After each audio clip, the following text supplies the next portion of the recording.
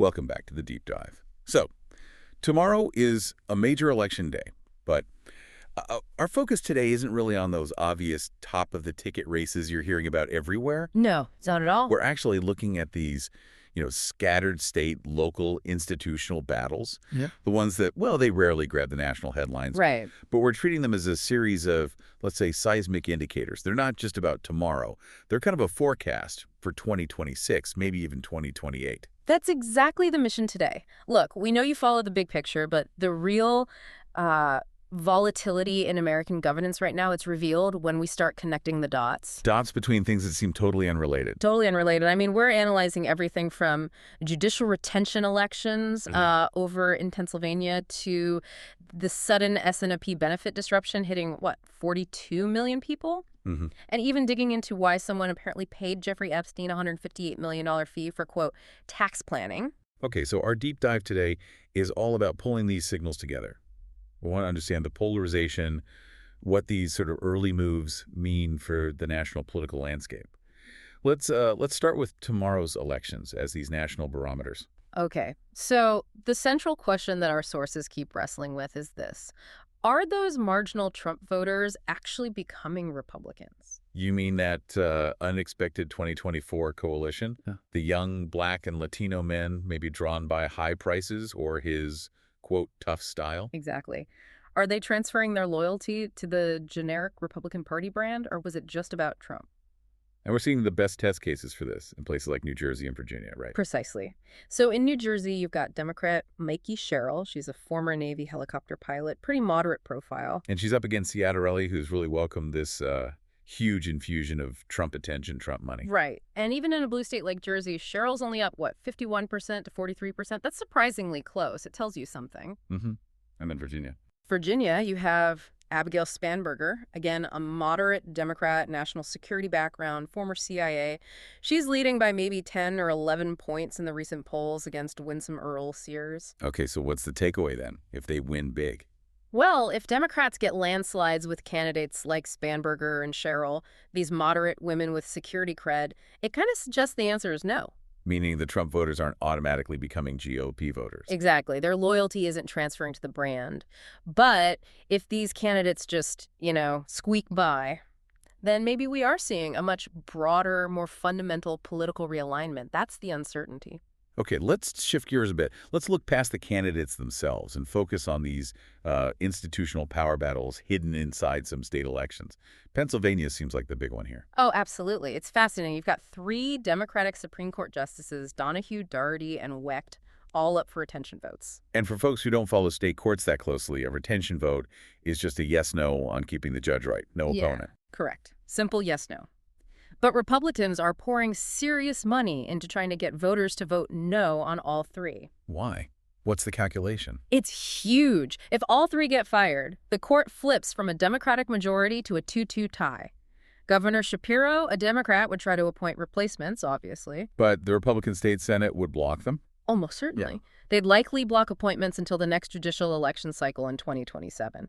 So you essentially paralyze the state's highest court. Giving the GOP enormous leverage, especially heading towards 2028. Wow. That's the play. It's all about institutional control. Okay, and while Pennsylvania's fighting over its courts, California's looking at its congressional map, Proposition 50. Yeah, Prop 50. It's a constitutional amendment, aims to override the Independent Commission's map. The goal is pretty clearly to flip about 5 Republican House seats to Democrats. That is leading. It is, 56 to 43%. But interestingly, some Democrats are apparently a bit uncomfortable, with gerrymandering, even when it helps their side. So that might be dampening the support slightly. And then there's this weird election monitoring thing happening out there, too. Oh, yeah, this is really something. So you have Trump sending his own election monitors to California. Okay. And Governor Newsom responds very publicly by sending his own state monitors to watch the federal ones. And he's even threatening arrests if they violate state election laws. Wow. That sounds like a dry run for something bigger, like 2026 maybe? It really feels like it. This state challenging federal authority over the vote itself, that's a really dangerous institutional tension to watch. Okay, so we've seen how these, seemingly low-key local races carry huge institutional weight. But that kind of paralysis, it takes on a much more painful dimension when we look at Washington right now, the shutdown fallout. Right. Over the weekend, two major things converged. You had SNAP benefits food stamps rejected for 42 million people. 42 million. And this happened right as the Affordable Care Act, the ACA enrollment period, opened up. So EBT cards just stopped working? Just stopped working. Now, two federal judges, Obama appointees actually, McConnell in Rhode Island and Talwani in Massachusetts, they ruled pretty quickly. They said the administration must use the USDA's contingency fund, about $5 billion, to pay the benefits. Okay, but the administration's saying it's not that simple. Yeah. Right? The stated reason is technical difficulties. Yeah, the official line is the complexity. Chaining software for, 42 million EBT accounts across 50 states, multiple private vendors involved. It requires really careful programming, testing. It takes time. That's the argument. But what's the political calculation here? Is this timing just random? Well, our sources suggest the timing itself, hitting low-income folks right when they're being pushed to sign up for government health care, might be a lucky accident, let's say, for Republicans. But the impact. Oh, the impact? The sources say the cruelty is fully intentional. Look, the long-term plan, especially outlined in things like Project 2025, is to slash both SNAP and ACA subsidies pretty drastically. Right. And the irony here, which you really have to understand, is this sort of urban legend Republicans seem to operate under. They think cutting these programs mainly hurts, poor Black people in blue cities. When in reality, the data shows it hits poor white people in rural red states, their own base, the hardest. It's a fundamental misreading of who relies on these programs. okay, so if it's hitting their constituents and the crisis is real, why not just pass a quick standalone bill to fund SNP? I heard Senator Hawley propose one. He did propose a Sesente-only bill, yeah. There's also a Democratic bill that includes WIC, but the Republicans aren't really pushing Hawley's bill hard at all. Why not? What's the holdup? Because the real obstacle, according to these sources, isn't really about feeding hungry kids right now. It's about institutional power in the House. How so? Okay, follow this. Passing any bill, even a simple SNAP fix, requires Speaker Johnson to call the House back into session. Right. If he does that, Representative-elect Grijalva from Arizona, a Democrat, gets sworn in. And Grijalva is the key number.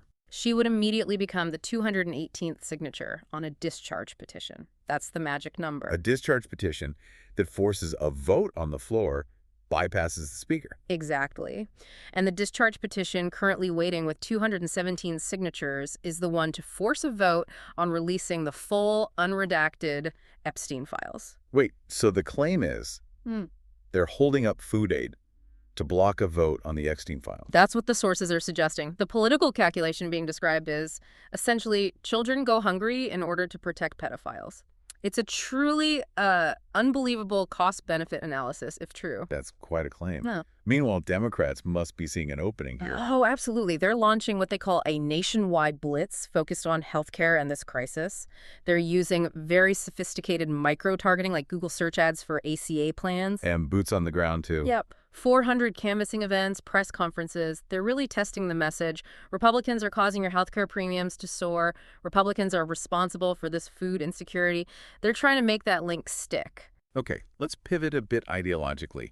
Let's talk about socialism. When we use that term classically, we usually mean government ownership of the means of production, right? Yeah, that's the standard definition.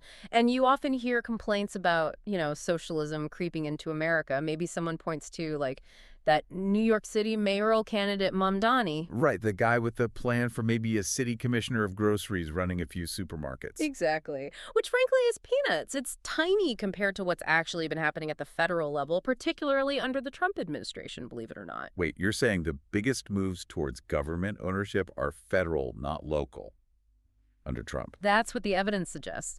Look, the government already effectively secured a 10% stake in Intel through the Cheap Peace Act funding. Okay, I remember that. But now look at this new case study our sources highlight. The federal government is giving Westinghouse Electric $80 billion to build nuclear reactors. $80 billion, that's huge. It is. And in return, the government gets 20% of Westinghouse's shares by 2029. So we're talking federal government ownership stakes in two absolutely critical industries, microchips and energy. But hang on, is this really classic socialism? Or is it more like, industrial policy, like wartime efforts, or just taking equity stakes for national security, securing supply chains? Is socialism just being used for shock value here? That's a fair question. The danger highlighted isn't necessarily purely ideological socialism. It's more pragmatic. It's about control. How so? When the government owns a significant stake, the president can potentially leverage that ownership. They could pressure a company like Westinghouse into making really bad business decisions purely for political reasons. Like building a factory where it makes no sense. Exactly. Imagine ordering them to build a reactor in, say, Times Square or some key swing district, just as political payback or to curry favor, even if it's commercially disastrous. A purely private company wouldn't waste billions like that. A company partially owned by the government, they might feel compelled to. That's the potential distortion. Okay, interesting. Let's look at another institutional piece, the Senate filibuster. When Trump suggested ending the shutdown by nuking the filibuster, there was immediate pushback, even from within the GOP. Oh, yes, swift pushback. Senate Majority Leader Thune's spokesperson came out right away, said the leader's position on the filibuster is unchanged. Even House Speaker Johnson defended it as an important safeguard. Which seems odd because Republicans often complain about the filibuster when they're in power and Democrats use it. Why protect it now? It's the long game. They're thinking ahead, way past the current shutdown, probably to 2028 and beyond. How does that work? They fear that if they abolish the filibuster now, what happens if Democrats eventually win a trifecta White House, Senate, say, after 2028? Then the Democrats could pass everything on their wish list with just 51 votes. Exactly. D.C. and Puerto Rico statehood, maybe overhauling the courts, codifying abortion rights nationally, major voting rights acts, everything the GOP opposes. So, by keeping the filibuster now, even though it's currently inconvenient for ending the shutdown, they maintain the moral high ground, or at least the procedural argument, to fight against Democrats using the nuclear option later on, whenever the tables turn.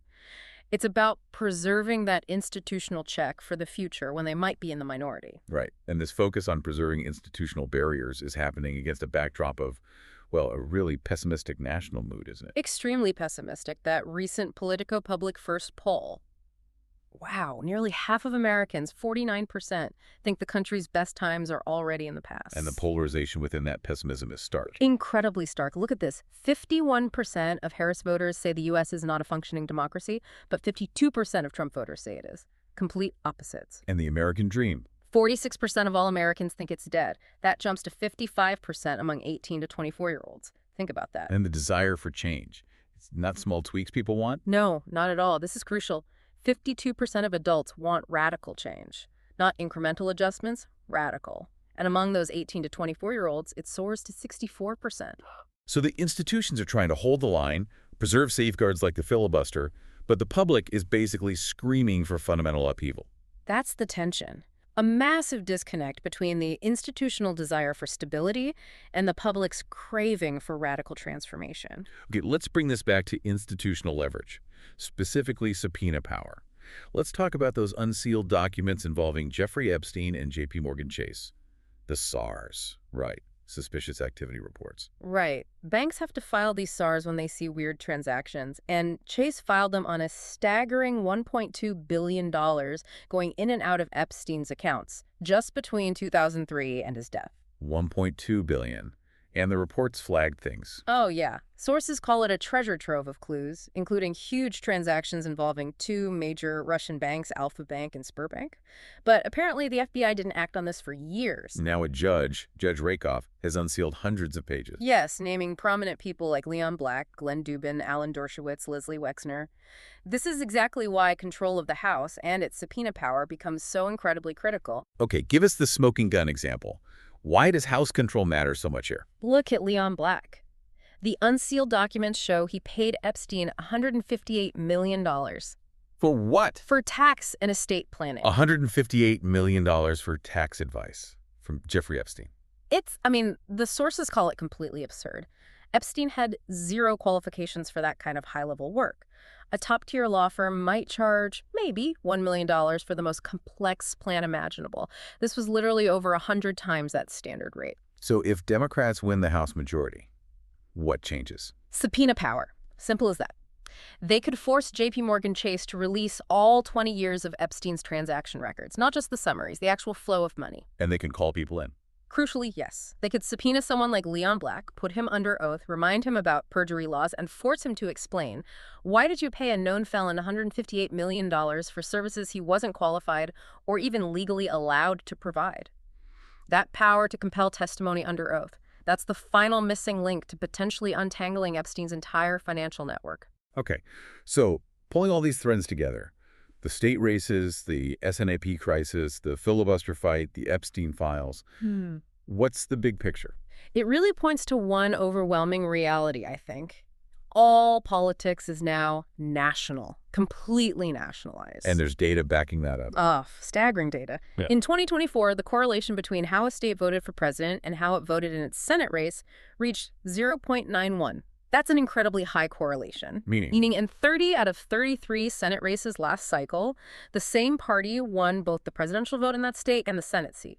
The national brand, the top of the ticket, is just overwhelming almost everything else. Local factors, candidate quality, they matter much less than they used to. Even with things like gerrymandering happening. Even with aggressive gerrymandering, like in Ohio. You mentioned Representative Landsman's district. It went from D+3 to R+5 on the map, a significant shift. But the latest national NBC House generic ballot poll has Democrats up by 8 points nationally.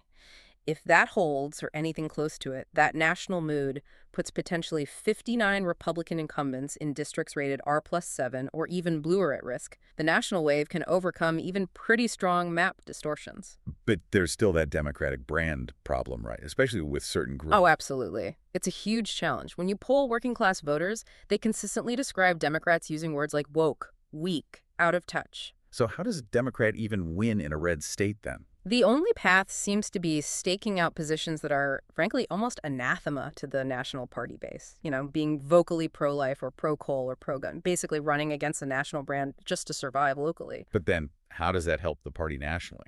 Well, the argument is, look, even a pro-filibuster Democrat from a red state who maybe votes against the party line sometimes, they still vote with the Democratic majority maybe 90–95% of the time on crucial organizing votes, committee assignments, leadership. Which is still better for the majority than a Republican who votes with them 0% of the time. Exactly. So this deep conflict, the national party image versus what it takes for a candidate to survive locally in a tough state that's just going to keep driving polarization and, honestly, electoral chaos. Okay, so let's recap. We've seen the high-stakes gamble around SNMINC funding is directly tied to the fight for subpoena power over the Epstein files. We've seen how the biggest steps towards something resembling socialism, these huge federal equity stakes, are happening quietly at the federal level. And we see a public demanding radical change while institutions try to hang on to old safeguards like the filibuster. That really covers the key connections we've traced today. So here's the final thought we want to leave you with, especially as you watch the results come in tomorrow night. Given this intense nationalization of politics, remember that 0.91 correlation between president and Senate votes. Does focusing on hyperlocal races still tell us much? Think about those races we mentioned, like the district attorney or sheriff race in Bucks County, Pennsylvania. Are they still meaningful barometers for 2026? Or is the power of the national brand, the national mood, just so overwhelming now that those local results are simply reflecting the bigger picture anyway? Are they just a function of that generalized national feeling? Exactly. It's something to really ponder. We encourage you, track some of those really local outcomes on Wednesday, see how closely they seem to mirror the broader national swings, or if they show any local deviation, it might tell you a lot about where politics is heading. Definitely something to think about. We'll leave it there for this deep dive. We'll talk to you next time.